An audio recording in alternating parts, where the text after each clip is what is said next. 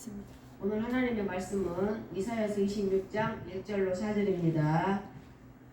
26장 1절로 4절 3절만 우선 묵독하겠습니다. 주께서 심지가 견고한 자를 평강하도록 지키시리니 이는 그가 주를 신뢰함이니라. 아멘.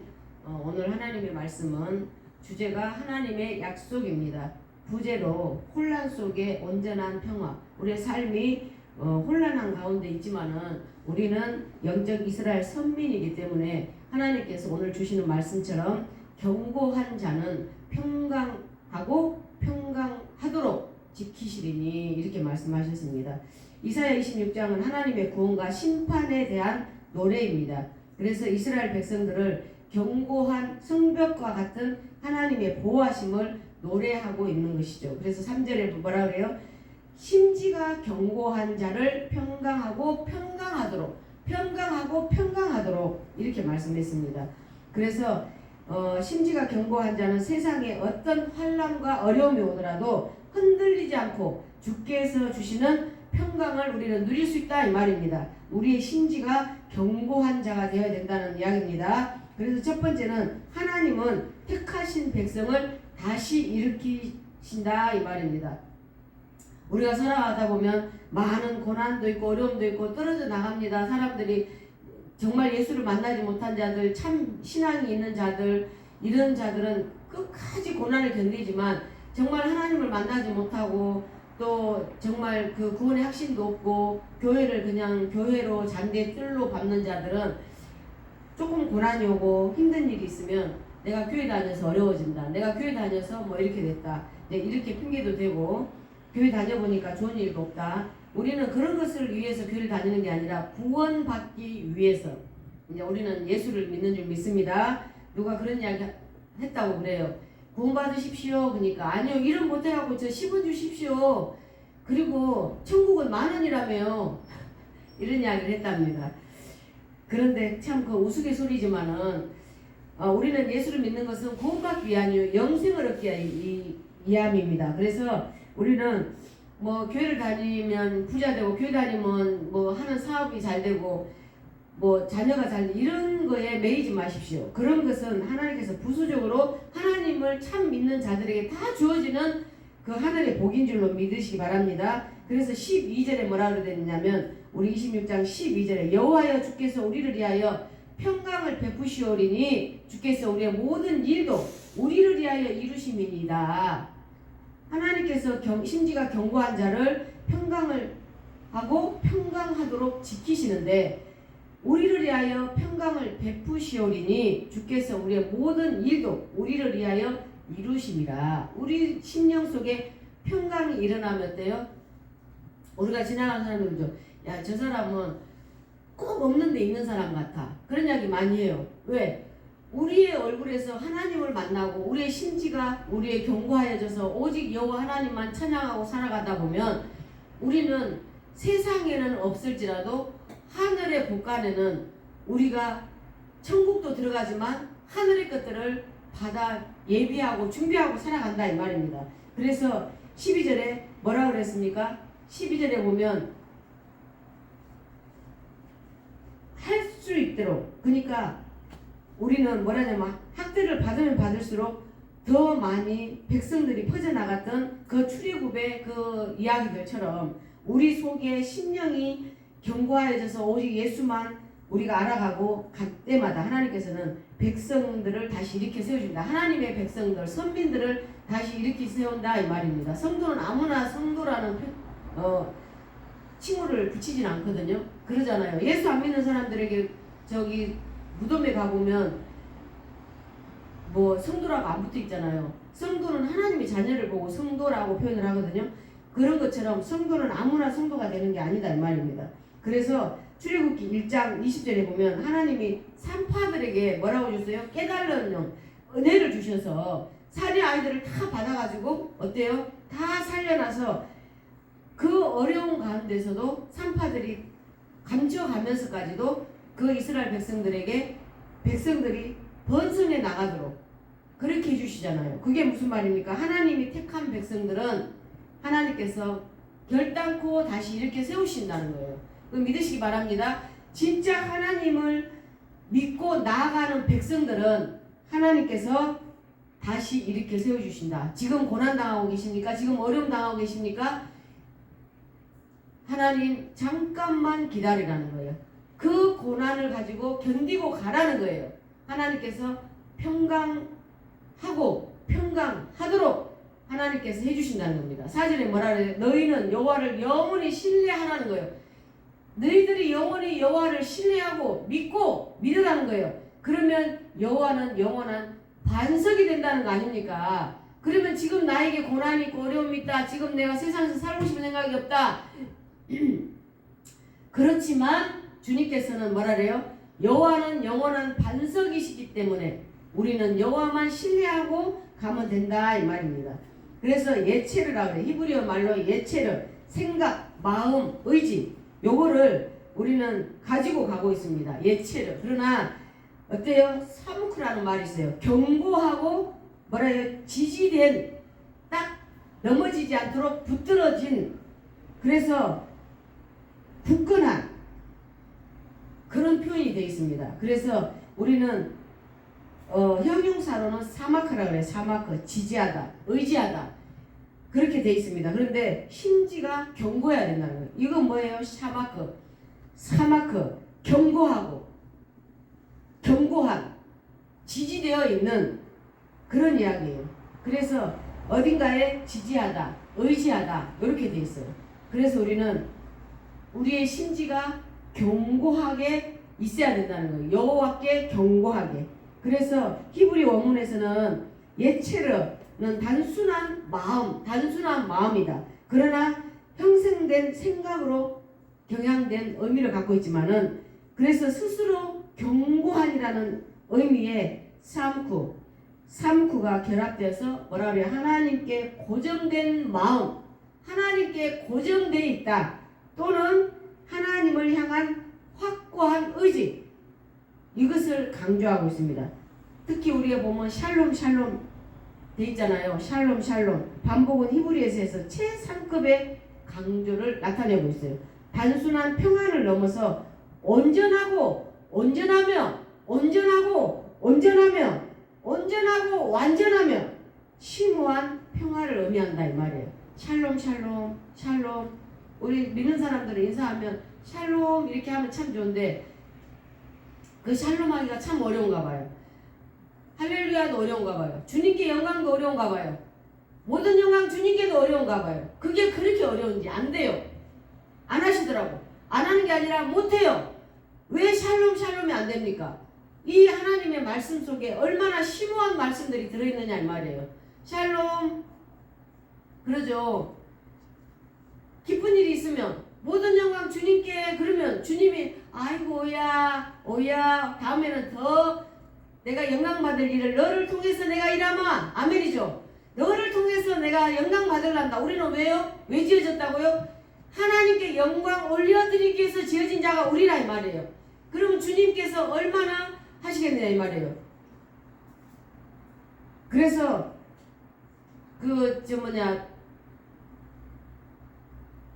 돌 맞아가지고 순교한 우리 신약에 나온 누굽니까?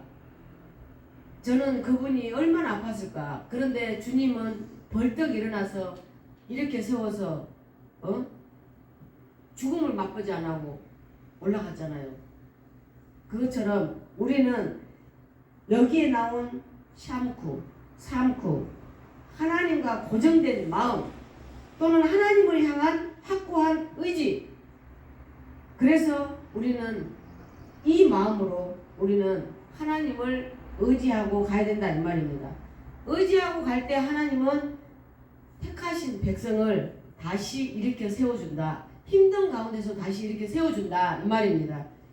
그리고 두 번째는 하나님은 그들을 평강으로 지켜주신다는 거예요. 세상이 줄 수 없는 평강. 그래서 하나님께서는 여기에 보면은 27장 3절에 보면 뭐라고 되는지 아십니까? 나 여호와는 포도원지기가 된대요.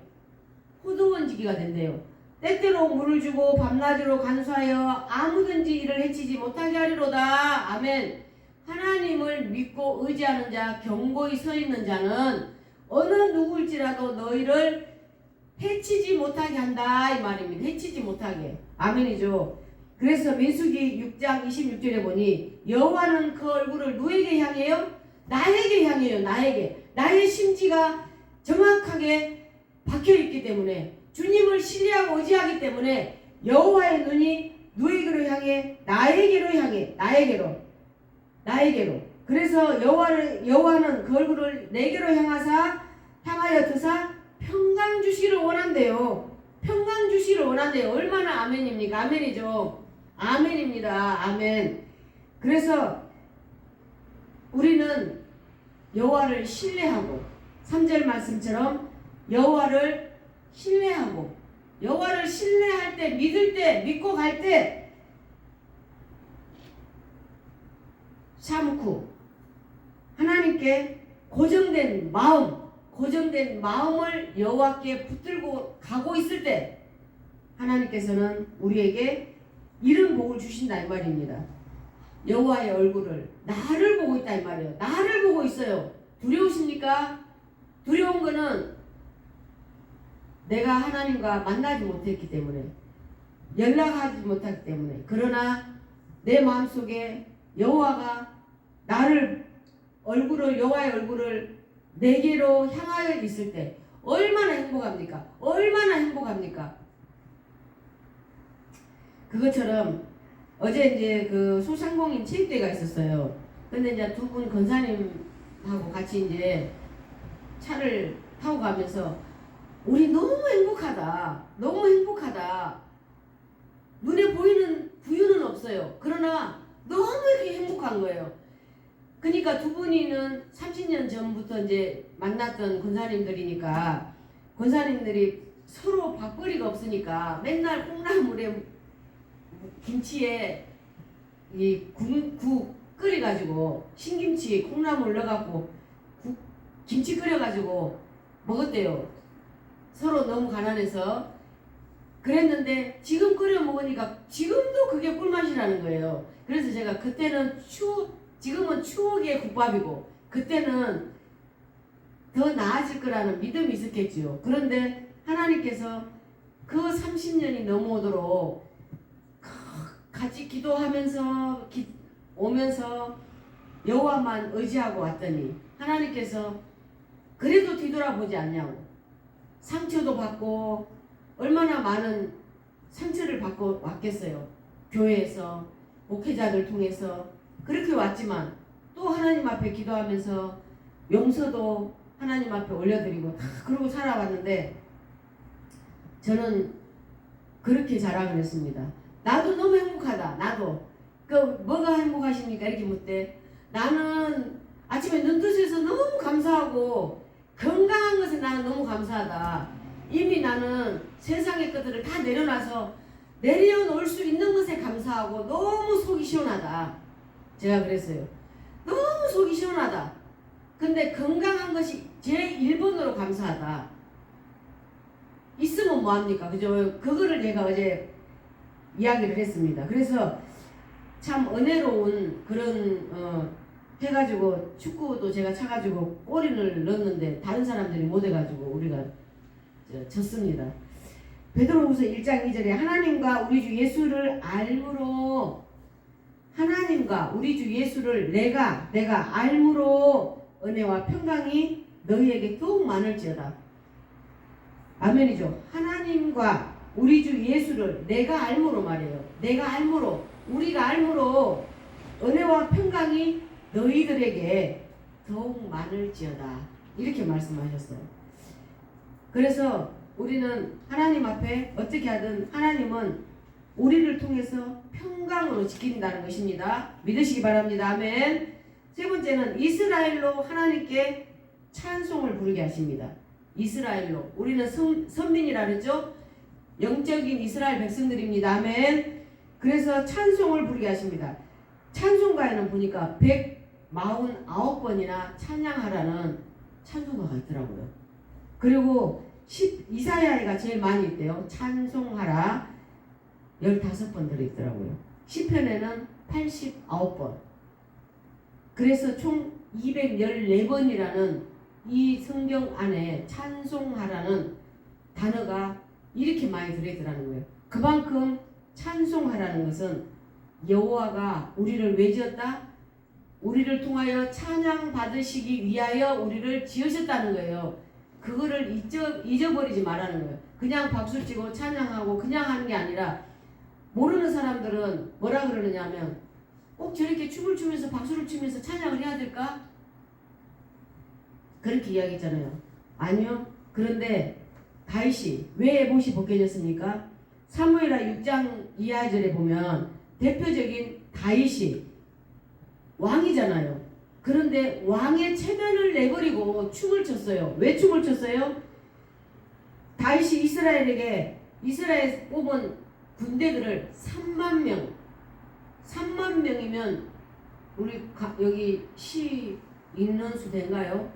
3만 명이라는 대군을 뽑아가지고 어디로 가요? 언약궤를 가지고 갑니다. 언약궤를 가지고 가는데 너무 기쁘니까 이 바지가 내려가는지도 모르고 왕이라는 체면도 버리고 춤을 췄다 이 말입니다. 그렇게 체면을 없이 춤을 췄어요. 그런데 이 히브리어로 보면 할렐이에요. 할렐. 찬양하라는 할렐이에요. 할렐이고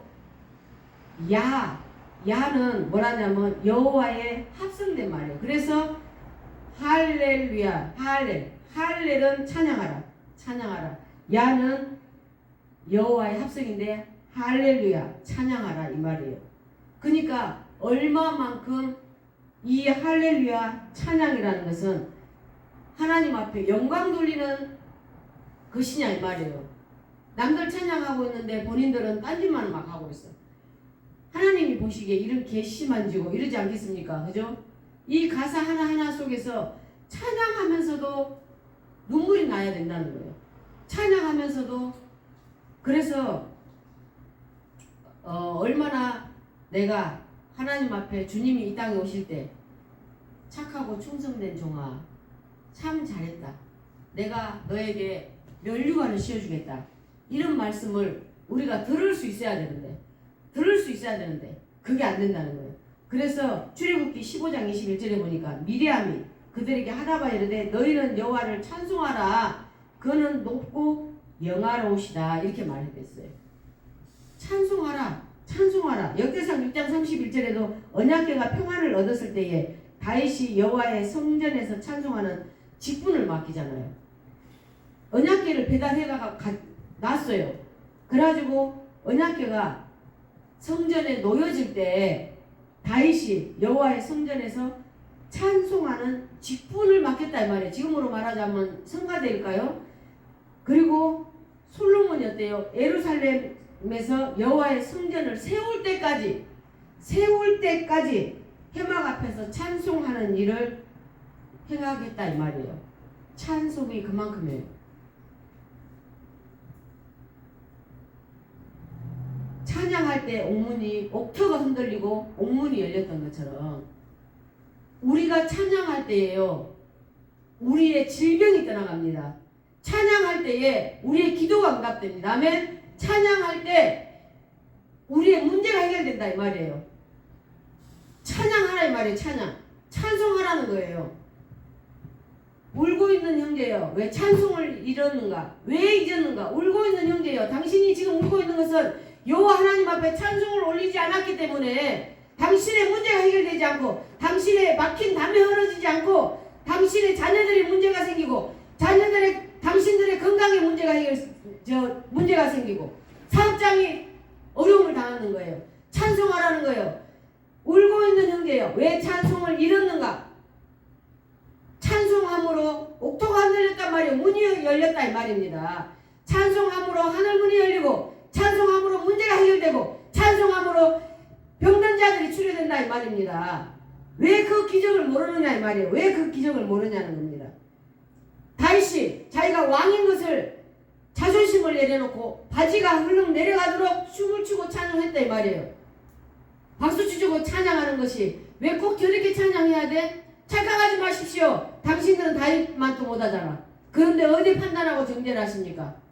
거룩 가식적으로 거룩한 척 하지 말라 이 말입니다. 가식적으로 거룩한 척 하지 말라고. 말씀 달달 외워가지고 말씀 잘 전하면 거룩한 줄 아십니까?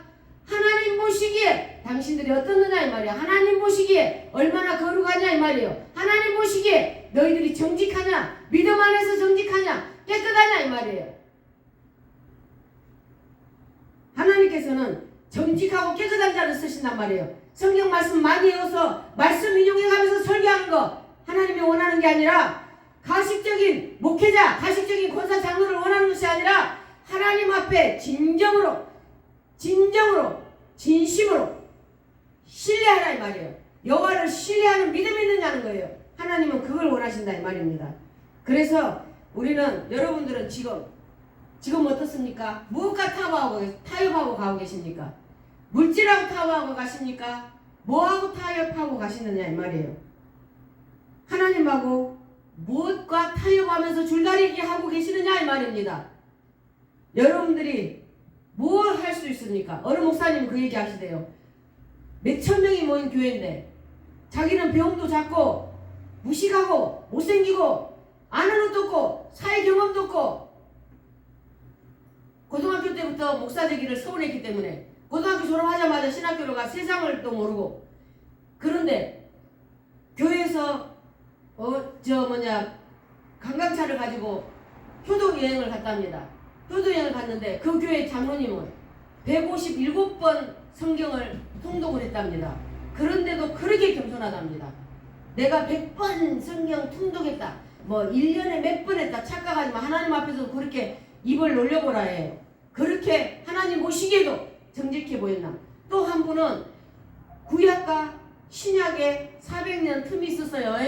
아시죠? 말라기 뒷장에 보면 예수님이 몇 년 만에 열렸어요. 하늘이 400년의 시간이 있었어요. 그런데 그 어느 장로님은 신구약 사이에 그 400년 동안 하나님이 일하시는 그 어떤 성경적으로 한 시간을 토하더라는 거예요. 이 목사님이 등이 오싹해지면서 어떤 생각을 했느냐.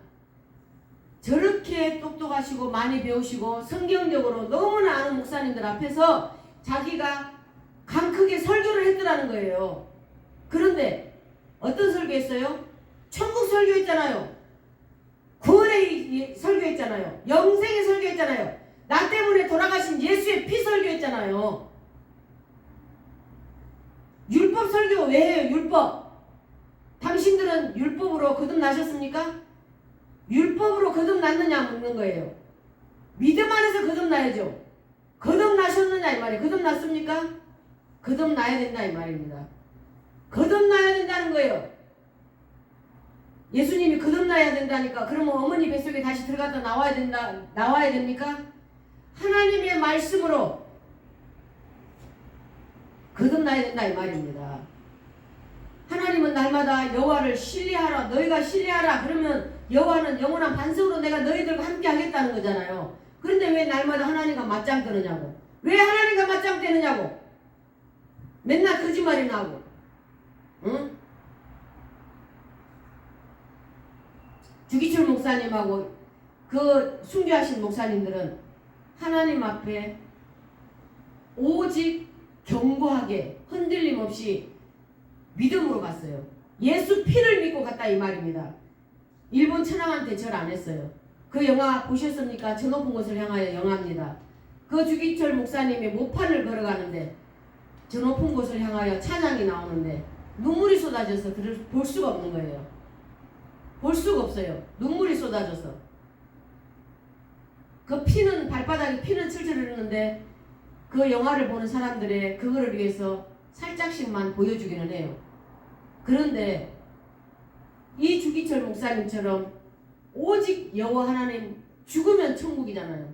그런데 일본 순사들하고 타협 안 했어요. 악한 마귀들하고 타협 안 했다 이 말이에요. 왜 사람들은 다 악한 마귀들하고 타협을 하고 하십니까? 타협하지 마세요. 잠깐이면 인생 끝나요. 지금 살 인생도 얼마 안 남았어요. 몇 년 남았다고 생각하십니까? 고인자이신 예수, 다시 오실 예수, 영생을 선물로 주신 예수, 오직 여호와 하나님 앞에서 타협하지 마라 이 말이에요.